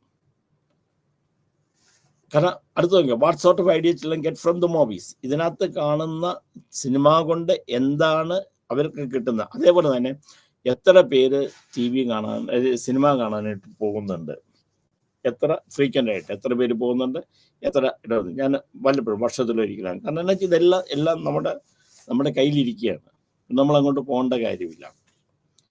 Then movies inspector delinquent tendency. അങ്ങനെയാണെങ്കിൽ ഇത് കാണുമ്പോൾ കൂടുതൽ കുട്ടികൾ അവർക്ക് ഇഷ്ടമുള്ളത് കാണാം. നമുക്കൊരു റെസ്ട്രിക്ഷൻ അതിനകത്തില്ല, ഇന്ന സിനിമയെ കാണാവുള്ളൂ, ഇന്നതേ കാണാവുള്ളൂ. അവരുടെ മൊബൈലിൽ ഇരിക്കുന്നത്, അവരാണ് കാണുന്നത്. അല്ലെങ്കിൽ ഇൻ്റർനെറ്റിൽ കൂടെ എല്ലാം വരുന്നു. ഏത് മൂവി അതിനകത്തില്ല, ഏത് മൂവി വേണം. ഇപ്പോൾ ക്രിമിനൽ ടെൻഡൻസി ഉള്ളത് വേണം, അല്ലെങ്കിൽ ഡ്രഗ് അഡിക്ഷനെ കുറിച്ച് വേണം, അല്ലെങ്കിൽ വയലൻസിനെ കുറിച്ച് വേണോ, സെക്ഷൽ വേണോ, അപ്പം എല്ലാം വരും. അപ്പോൾ ഇത് കുട്ടികളെ കാണുമ്പോൾ കുട്ടികളെ ഇൻഫ്ലുവൻസ് ചെയ്യുന്നുണ്ടോ, അല്ലെങ്കിൽ ഇങ്ങനെയുള്ള ടെൻഡൻസി അവരിൽ ഉണ്ടാകാൻ സാധ്യതയുണ്ടോ? ഇത് കൊണ്ടുണ്ട് number 8 children often affects sleep or nerve system. ഇത് ചിൽഡ്രൻ്റെ അവരുടെ ഞരമ്പുകൾക്ക് ബാധിക്കുന്നുണ്ടോ, അവർ ചിൽഡ്രൻ ബിഹേവിയർ, അവർ ഉറക്കത്തെ ഇത് ബാധിക്കുന്നുണ്ടോ? അപ്പം നമ്മൾ ഇത് പഠിക്കുമ്പോൾ ഈ influence of media and human cognition പഠിക്കും. അവരുടെ കോഗ്നിഷൻ, അവരുടെ ചിന്താഗതികൾ, അവരുടെ വികാരങ്ങൾ, അവരുടെ പെരുമാറ്റങ്ങൾ ഇതെങ്ങനെ ബാധിക്കുന്നു, അതാണ് അടുത്തത് നമ്മൾ ചെയ്യുന്നത്, വീഡിയോ എങ്ങനെ ചെയ്യുന്നു.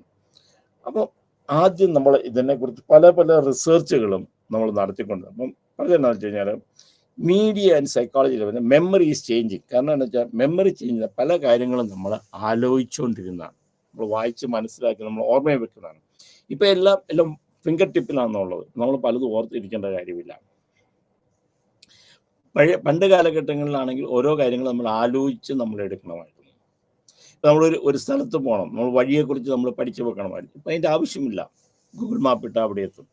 പണ്ട് കാലങ്ങളിൽ നമ്മൾ കാര്യങ്ങളും സംഭവിച്ച് ഓർത്തിരിക്കണം, ഇപ്പം അത് ഓർത്തിരിക്കണം. ഓരോരുത്തരുടെ ബർത്ത്ഡേ, ഓരോരുത്തരുടെ ഫോൺ നമ്പർ, ഓരോരുത്തരുടെ പേര് ഇത് വരെ നമ്മൾ മൊബൈലിൽ നമ്മൾ സൂക്ഷിച്ചു. അപ്പം ഇത് ചേഞ്ചിങ് ദ മെമ്മറി. നമുക്ക് ആവശ്യമില്ലാത്ത കാര്യങ്ങൾ എന്തിനായാലും പണ്ട് ഒരു ആരോട് ചോദിച്ചാൽ ഫോൺ നമ്പർ കാണാൻ പറയുമെങ്കിൽ ഇപ്പം എന്തിനാ ഇപ്പം ഒരു മൊബൈലിനകത്തുണ്ട്. ഒരു അഡ്രസ്സ് ചോദിച്ചാൽ എന്തിനാ ഇത് മൊബൈലിനകത്തുണ്ട്. ഒരാളുടെ പേര് ചോദിച്ചാൽ എന്താ ഇത് മൊബൈലിനകത്തുണ്ട്. അപ്പം ഞാൻ എഫേർട്ട് ഇട്ടിട്ട് എൻ്റെ ബുദ്ധിയെ ഇത് ഉപയോഗിക്കേണ്ട കാര്യമില്ല. അപ്പം മെമ്മറി ചെയ്ത് അങ്ങനെയാണ് ബാധിക്കുക. കാരണം എന്താണെന്ന് വെച്ച് കഴിഞ്ഞാൽ നമുക്ക് സ്മാർട്ട് ഫോൺ വന്നതോടുകൂടി സാധാരണ കാര്യങ്ങളൊന്നും നമ്മൾ ഓർത്തു വെക്കേണ്ടതായിട്ട് വരുന്നില്ല. That is one problem. ഇപ്പം ഇത് പിന്നെ നമ്മൾ ഇതിനെക്കുറിച്ച് പഠിക്കുക. ഇത് poor body image, self concept, self esteem ഇതിനെ ബാധിക്കുന്നുണ്ടോ? അപ്പോൾ നമ്മളെക്കുറിച്ച് നമ്മുടെ ധാരണ, കാരണം ഇത് പലപ്പോഴും ഇതിനകത്ത് കാണുമ്പോൾ അതിനകത്ത് പറയും ഇന്നതാണ് നല്ലത്, ഇന്നതാണ് ശരി, ഇന്നതാണ് തെറ്റ്. അപ്പം ഒരു സെൽഫ് ബോഡി ഇമേജിനെ കുറിച്ച്, അതായത് വണ്ണം കൂടുന്നത് ശരിയല്ല, അല്ലെങ്കിൽ ഇന്നത് ശരിയല്ല. അപ്പം നമുക്ക് നമ്മളെക്കുറിച്ച് ഒരു കോൺസെപ്റ്റ് മാറിപ്പോവാണ് ചെയ്യുന്നത്. അപ്പം സെൽഫ് കോൺസെപ്റ്റിനെയും ബോഡി ഇമേജിനെ നെഗറ്റീവായിട്ട് ഇത് ബാധിക്കുന്നു. ദെൻ അപ്പോൾ ഇത് അടുത്തത് screen media and both beneficial and adverse effects children's age and time. അപ്പോൾ ഞാൻ ആദ്യം തന്നെ എന്ത് കുട്ടികൾ വാങ്ങിക്കണം, എന്ത് ഉപയോഗിക്കണം, എങ്ങനെ ഉപയോഗിക്കണം എന്ന് പറഞ്ഞ് ഈ മീഡിയയ്ക്ക് വേണ്ടി നമ്മൾ വരുന്നത്. അപ്പോൾ അതിൻ്റെ പോസിറ്റീവ് നെഗറ്റീവ് ഉണ്ട്. അപ്പോൾ നമുക്കറിയാത്ത ഒത്തിരി കാര്യങ്ങൾ നമുക്ക് അതിനകത്ത് അറിയാൻ പറ്റും, നമുക്ക് ഉപയോഗിക്കാത്ത ഒത്തിരി കാര്യങ്ങൾ ഉപയോഗിക്കാൻ പറ്റും. അതേസമയം തന്നെ ഒരു സ്ക്രീൻ മീഡിയ വരുമ്പോൾ തെറ്റായ ധാരണകൾ കൊടുക്കുക. തെറ്റായ ധാരണകൾ കൊടുക്കുമ്പം അത് അവർ ഉപകാരപ്പെടുന്നതിന് കൂടുതൽ ഉപദ്രവത്തിലേക്ക് നമ്മൾ പോകണം. അപ്പോൾ ഇത് depending on the age and type of content consumed. അവർ പറയുന്നതനുസരിച്ച്, കണ്ടന്റ് അനുസരിച്ച് അങ്ങനെ പല പ്രശ്നങ്ങളും ജീവിതത്തിലുണ്ടാകാം. അപ്പോൾ യൂണിവേഴ്സിറ്റി ഓഫ് മെരിലാൻഡ് അവർ ചെയ്ത പഠനത്തിൽ ഞാൻ വെച്ചാൽ ഇത് ഉപയോഗിക്കുന്നത് കൊണ്ട് ക്രേവിങ്സ് ഉണ്ടാകാം. ക്രേവിങ്സ് വെച്ചാൽ ക്രേവിങ് രണ്ട് രീതിയിലാണ് ഉണ്ടാകുന്നത്. ഈ മൊബൈൽ ഫോണുകൾക്ക് ക്രേവിങ് ഉണ്ടാകാം, ആങ്സൈറ്റി അറ്റാക്സ് ഉണ്ടാകാം, പല കാര്യങ്ങളും അറിയാം, ഡിപ്രഷൻ ഉണ്ടാകാം. അതുകൊണ്ട് കുട്ടികളെ ഇതിൽ നിന്ന് മാറ്റി നിർത്തണം. അതാണ് മെരിലാൻഡ് യൂണിവേഴ്സിറ്റിയുടെ പഠനം പറഞ്ഞത്. അപ്പോൾ കൂടുതൽ സമയം കുട്ടികൾ മൊബൈൽ ഫോണിലേക്ക് ഇരിക്കുമ്പം അല്ലെങ്കിൽ മീഡിയയിൽ ഉപയോഗിച്ചിട്ടിരിക്കുമ്പം അവർക്ക് ഹാവിങ് ക്രേവിങ്സ്. അപ്പം ഇതിനോട് തന്നെ ഒരു അഡിക്ഷൻ ഉണ്ടാകാനുള്ള സാധ്യത കൂടുതലുണ്ട്.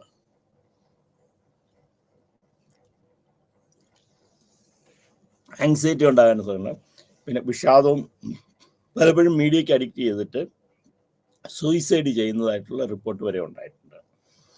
ടി വി അഡിക്ഷൻ അല്ലെങ്കിൽ ഈ മീഡിയയിൽ അഡിക്ഷൻ വന്നിട്ട് ഇതിനകത്തൂടെ വരും. പിന്നെ അത് തന്നെയല്ല, ഇതിനകത്തൊരു അഡിക്ഷൻ വരുമ്പോൾ പല ഗ്രൂപ്പുകളും, ഞാൻ ആദ്യം പറഞ്ഞ പോലെ പല ഗ്രൂപ്പുകളും തെറ്റായി മിസ്ഗൈഡ് ചെയ്യും. അപ്പം അങ്ങനെ ചെയ്തിട്ട് ഇതിന് അഡിക്റ്റ് ആയിട്ട് സൂയിസൈഡ് കമ്മിറ്റ് ചെയ്ത കേസ് ഇന്ത്യയിലും കേരളത്തിലും ധാരാളമായിട്ട് റിപ്പോർട്ട് ചെയ്തിട്ടുണ്ട്.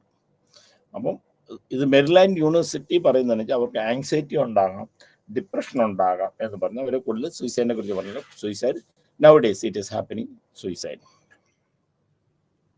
ഇപ്പം മീഡിയ സൈക്കോളജി എന്താണ് കൺസേൺ?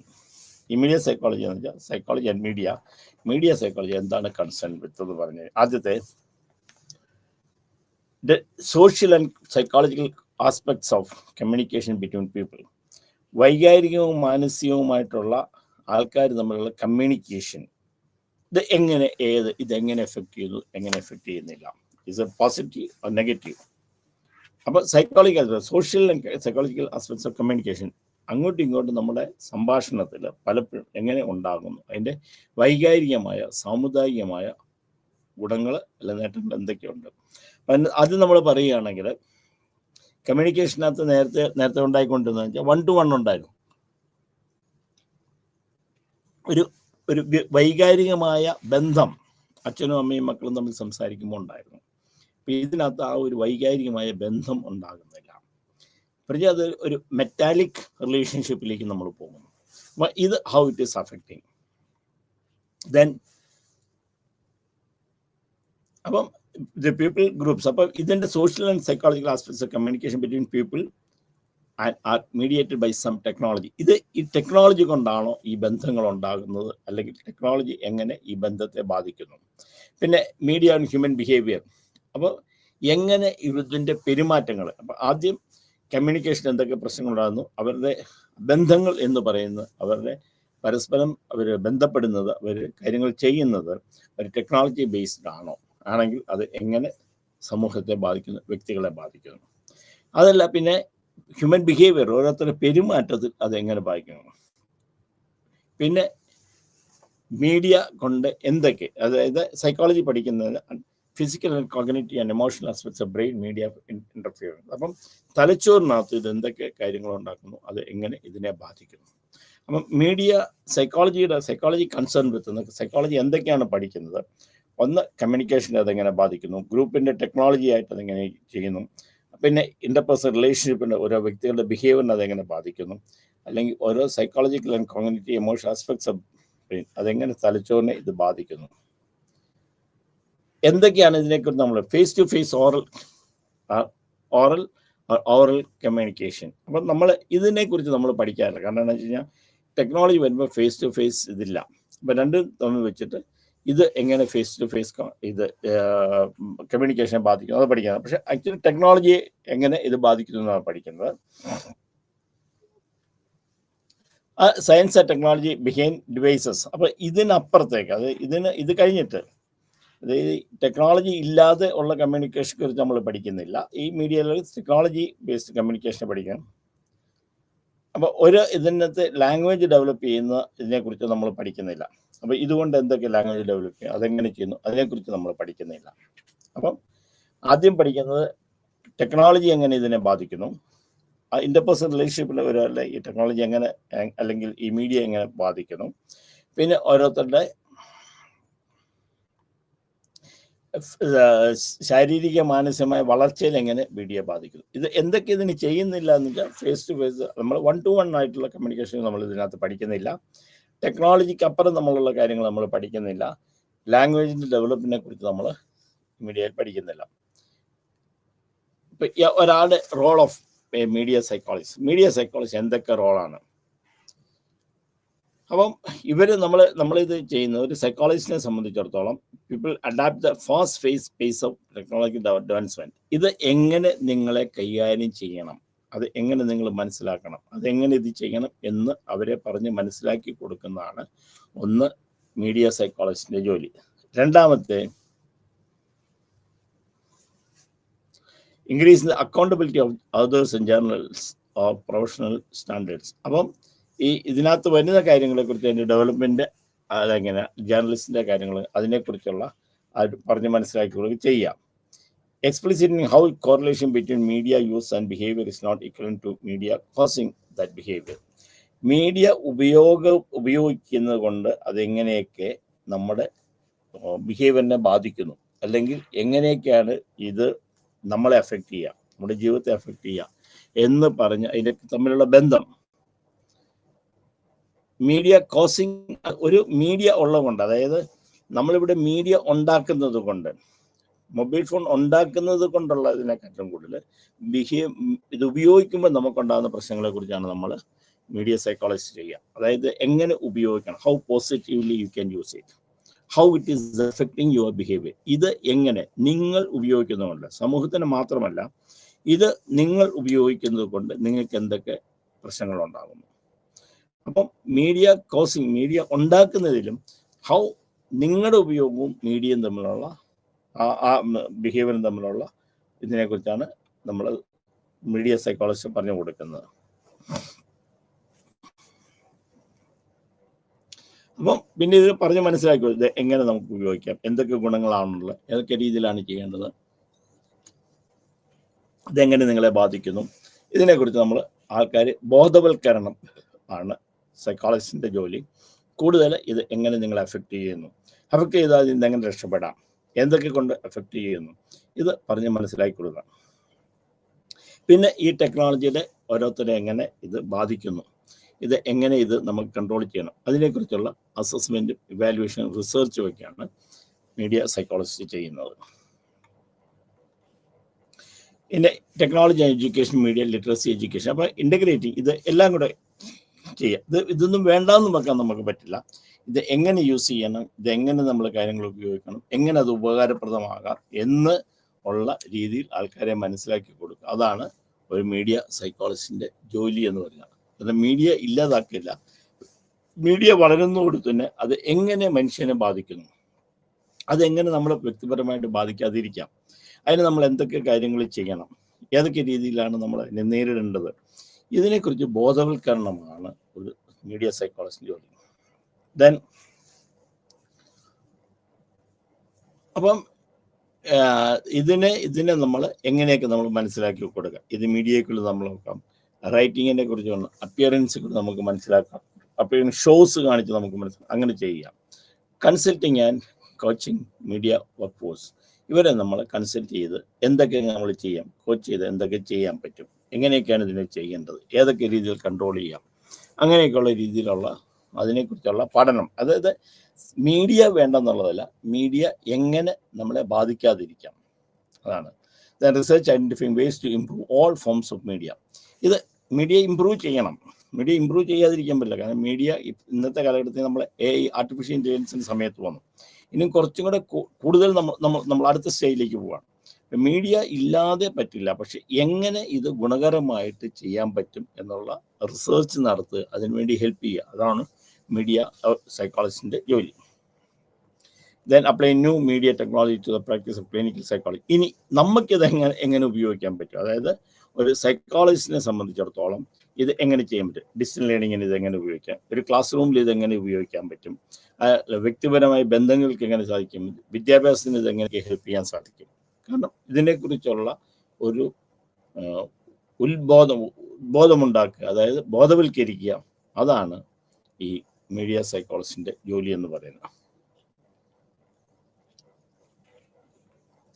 അപ്പം മീഡിയ സൈക്കോളജിയെ സംബന്ധിച്ചിടത്തോളം വളരെ നിർണായകരമായ, വളരെ വിലപിടിപ്പുള്ളതായ ഒരു സ്ഥാനം ഇന്ന് സമൂഹത്തിനുണ്ട്. ഇനിയും വരിക ഡെവലപ്പിംഗ് മീഡിയ സ്റ്റാൻഡേർഡ്സ് ഫോർ എത്തിക്കൽ കോണ്ടാക്ട്സ്. അപ്പോൾ എത്തിക്കൽ കോണ്ടാക്ട്സ്, കാരണം പലപ്പോഴും ഈ മീഡിയ കൊണ്ട് വളരെ പ്രശ്നങ്ങളുണ്ട്. ഇത് എങ്ങനെ എത്തിക്കൽ കോണ്ടാക്ട്സ്, ഇതെങ്ങനെ ഇതിനെ കുറിച്ച് നമ്മളൊരു ധാർമ്മികമായ രീതിയിൽ ഇതിനെ ചെയ്യാൻ പറ്റുമോ, ഇത് എങ്ങനെ നമ്മൾ അഡ്വർടൈസ്മെൻറ്റ്, ഞാൻ ആദ്യം തന്നെ പറഞ്ഞു, ഇതിനകത്ത് കൂടുതലും ആദ്യം മീഡിയ ഇത് ഉപയോഗിച്ചു അഡ്വർടൈസ്മെൻറ്റിലേക്കായിരുന്നു. കാരണം സാധനങ്ങൾ ചിലവാക്കുക, അതെങ്ങനെ ചെയ്യാം, അതെങ്ങനെ ഒരു പോസിറ്റീവ് രീതിയിൽ നമുക്കിതിനെ നമ്മൾ മനസ്സിലാക്കി കൊടുക്കാം, അത് മീഡിയ സൈക്കോളജി ജോലിയാണ്. The study the social and behavioural and psychological effects of media. ഇത് എങ്ങനെ സാമുദായിക, മാനസിക, ശാരീരിക, പ്രാവർത്തികമായ മേഖലകളിൽ ഇതെങ്ങനെ ബാധിക്കുന്നതിനെ കുറിച്ചുള്ള സാധനം. അപ്പം മീഡിയ സൈക്കോളജിയെ സംബന്ധിച്ചിടത്തോളം വളരെ നിർണായകമായ ഒരു റോളാണ് ഇന്ന് ജീവിതത്തിൽ എടുക്കേണ്ടി വരിക. അപ്പോൾ ഇത് തന്നെ ഈ മീഡിയ ഇതുണ്ടാക്കുന്നത് കൊണ്ട് ഈ മീഡിയ എങ്ങനെ ഇത് നമ്മൾ ഫിസിക്കലി ചലഞ്ച്ഡ് ആയിട്ട് അല്ലെങ്കിൽ ഡെവലപ്മെൻ്റലി ചലഞ്ച്ഡ് ആയിട്ടുള്ള ആൾക്കാർക്ക് എങ്ങനെ ഉപയോഗിക്കാൻ പറ്റും. അപ്പം നമ്മൾ പഠിക്കുന്ന കാര്യത്തിനകത്ത് ഇതെങ്ങനെ ചെയ്യാം, ഇത് അവർക്ക് എങ്ങനെ കാര്യങ്ങൾ മനസ്സിലാക്കി കൊടുക്കാം, അവരെ എങ്ങനെ കൂടുതൽ പരീക്ഷയ്ക്ക് എഴുതിക്കാം, നമുക്ക് പറഞ്ഞു കൊടുക്കാം, അങ്ങനെയുള്ള കാര്യങ്ങളെക്കുറിച്ചുള്ള റോള് ഉണ്ട്. അപ്പം മീഡിയയുടെ ദോഷങ്ങളെക്കുറിച്ച് പറഞ്ഞ് മനസ്സിലാക്കുക, എങ്ങനെ അത് എത്തിക്കൽ സ്റ്റാൻഡേർഡ് നമുക്ക് വളർത്താൻ പറ്റുമെന്ന് പറയുക, അത് എങ്ങനെ നിങ്ങൾക്ക് ഉപയോഗിക്കാൻ പറ്റുമെന്ന് മനസ്സിലാക്കുക, എങ്ങനെ ഓരോ വ്യക്തികൾക്കും അത് ഉപയോഗിക്കാൻ പറ്റും, എങ്ങനെ സമൂഹത്തിന് അത് ഉപയോഗിക്കാൻ പറ്റും. അതുപോലെ തന്നെ ഈ ഓവറോൾ ഇത് സാമൂഹ്യ മേഖലകളിൽ പിന്നോക്കം നിൽക്കുന്ന ആൾക്കാരെ എങ്ങനെ നമ്മൾ കൊണ്ടുവന്ന് മറ്റുള്ള ആൾക്കാരുമായിട്ട് നമുക്ക് ചേർത്ത് നിർത്താൻ പറ്റും.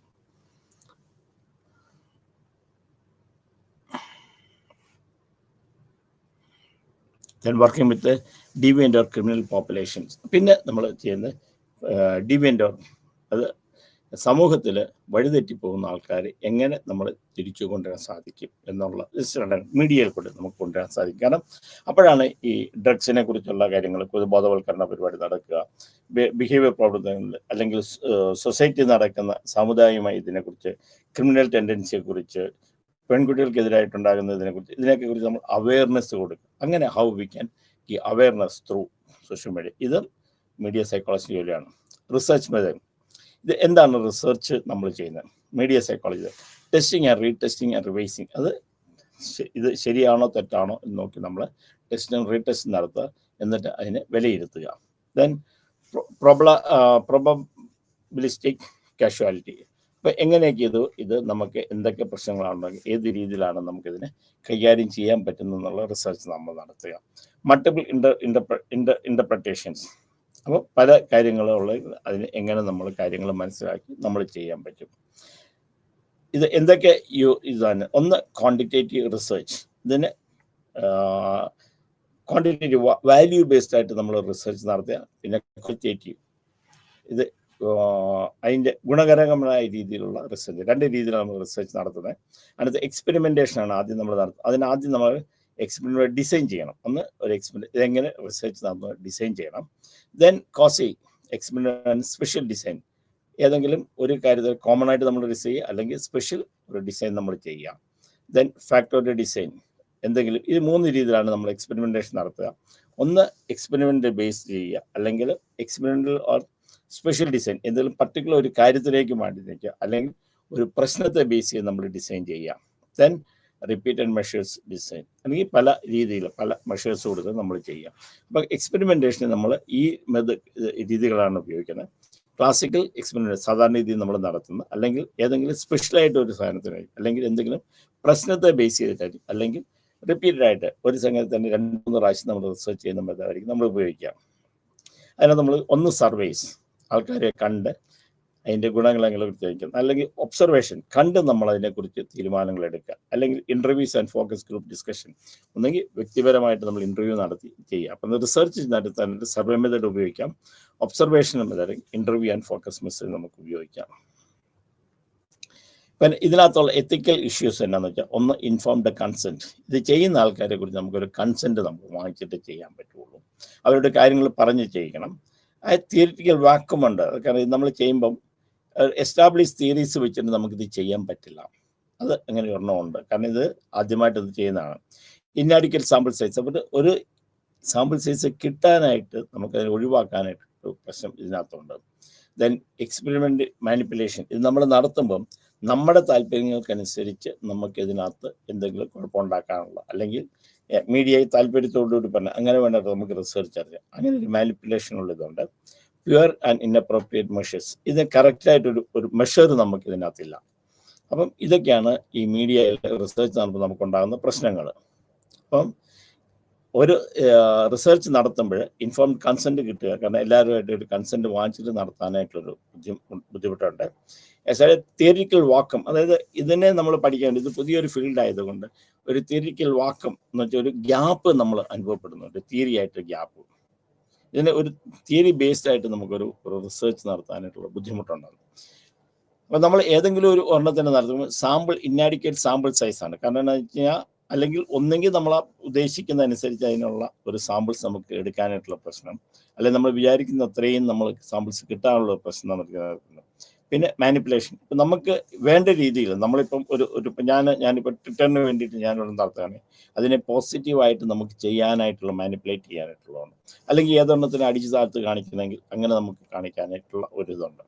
പിന്നെ ഇൻഅപ്രോപ്രിയേറ്റ് മെഷേഴ്സ്, ഇതിനെ നമുക്ക് അളക്കാനായിട്ട് ഒരു ക്വാണ്ടിറ്റേറ്റീവ് ക്വാളിറ്റേറ്റീവ് ബേസ് നമ്മൾ അളക്കാനായിട്ടുള്ള ഒരു ബുദ്ധിമുട്ടുണ്ടാകുന്നുണ്ട്.